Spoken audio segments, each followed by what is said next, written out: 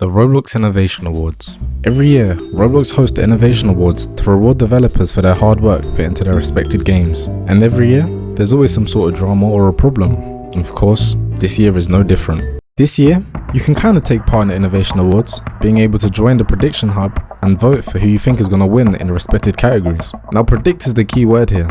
We don't actually choose who's winning in the category. We're simply predicting who we think Roblox is going to decide to win the category.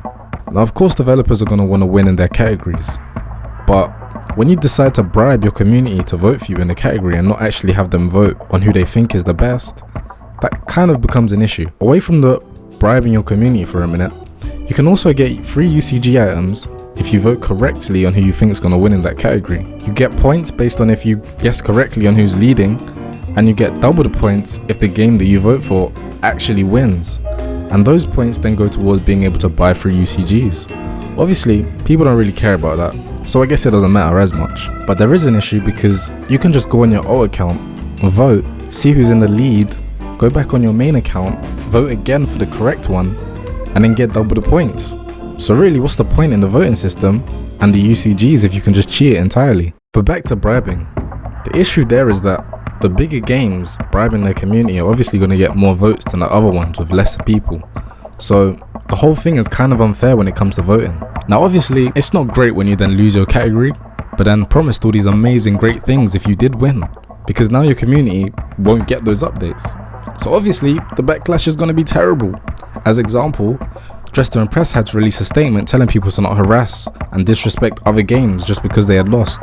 Now on the flip side, it's not exactly great when you make these promises but don't deliver on them at all. As example, Battlegrounds had promised their users that they'd be able to use KJ in a testing server, which is an admin item and pretty overpowered, but then later retracted their statement saying if we win all the categories, people will be able to use it and test it. It's not exactly helpful if they then want to win the rest of the categories but then have been seen changing their statements.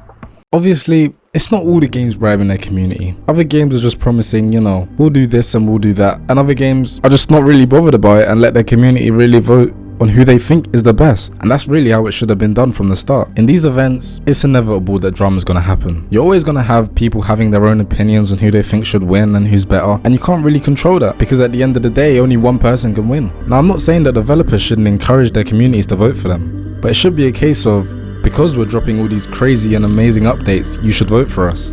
Not a case of, if you vote for us and we then win, you will get this amazing free item.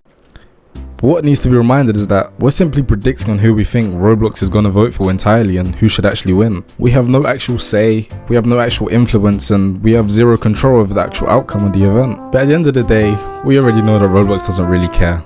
So the event is just how it's going to always be: more drama, more chaos, and more issues.